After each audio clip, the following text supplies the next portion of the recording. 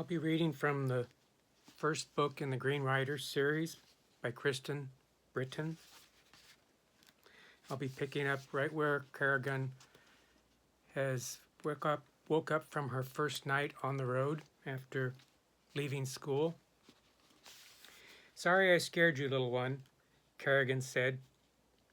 Chittering the squirrel dashed into the underbrush and scurried noisily through the leaf litter of the forest floor, sounding like something much larger. Kerrigan walked on, humming an off-key tune. However, when the sound of the squirrel did not abate, but in fact grew much louder, she froze. The racket shattered the woods. The trees and the shrubs shook as if some wild creature, many times larger than the squirrel, thrashed in the twined branches and undergrowth. Crazed cottonmouths and rabid wolves played through her mind. She hadn't a weapon with which to fend off the beast, and she couldn't run either. Her feet seemed to have frozen, taken root to the ground. She drew a dagger's breath. Whatever the nameless beast was, it was charging her way, and fast. It burst from the woods in an explosion of branches. Kerrigan's breath hissed in her throat like a broken whistle. The creature loomed huge in the dark, in the trees' shadows. It huffed with great wheezing through flared nostrils like some infernal demon.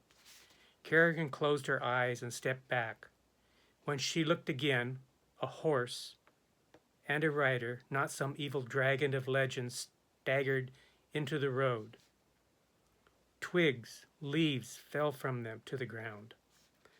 The horse, a long-legged chestnut, was lathered with sweat and huffing as if it had hard run. The rider slumped over the chestnut's back. He was clad in green uniform. Branches had lashed trails of blood across his white face. His broad shoulders twitched with fatigue. He half dismounted, half fell from the horse. Kerrigan cried out when she saw the two black arrows impaled in his back.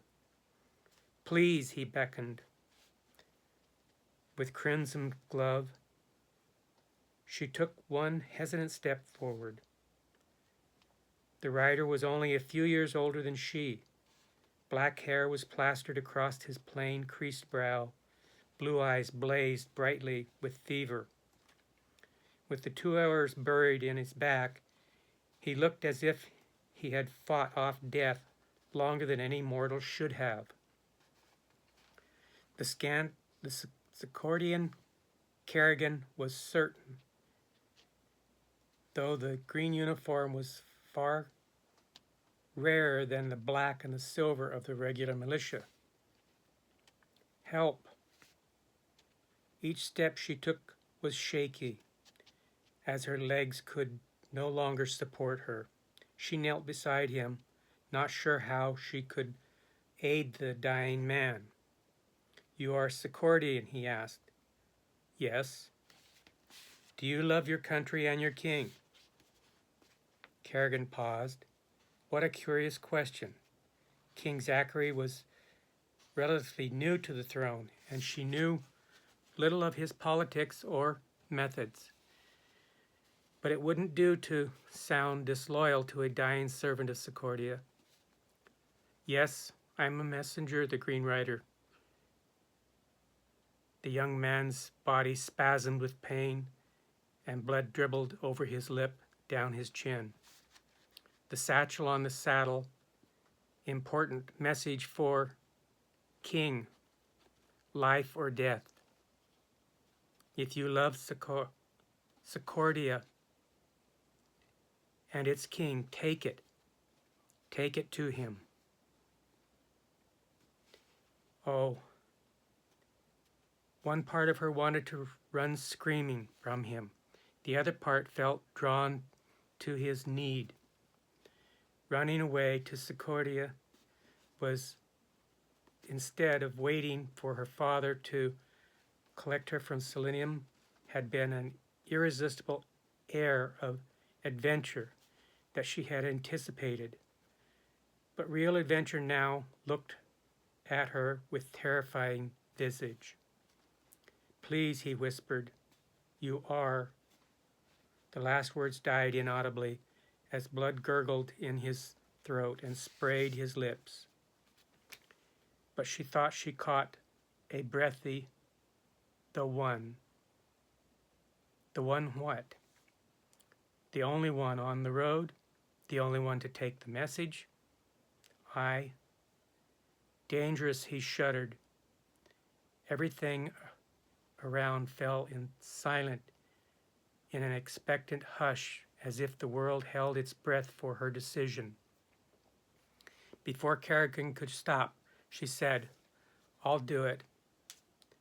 She heard the words as if someone else had drawn them from her. "You swear?" She nodded. "Sword, bring it to me." The horse shied from Kerrigan, but she caught the reins and drew its saber from the saddle sheath. Its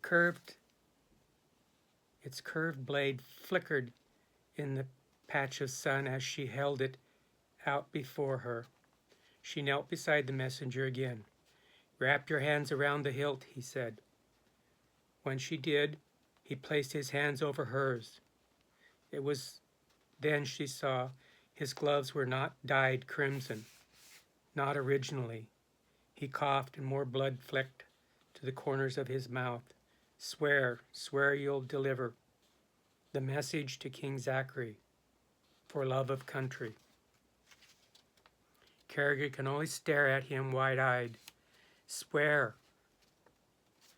It was as if she already looked upon a ghost rather than a living man.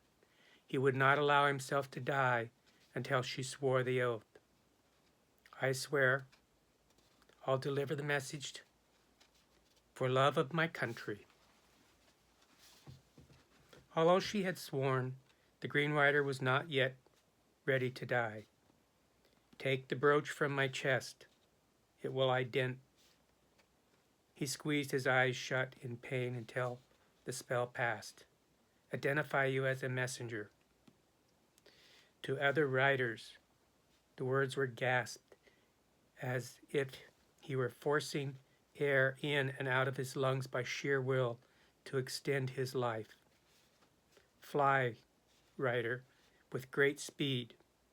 Don't read message. Then they cannot torture you. If you captured, shred it and toss it to the winds." Then, because his voice had grown so faint, she had to lean very close to hear his final words. "Beware the Shadow Man." A cold tremor ran through Kerrigan's body. "I'll do my best," she told him. There was no response from the messenger this time, though his eyes still stared at her. Bright and otherworldly, she gently pried his fingers from her hand and closed his eyes.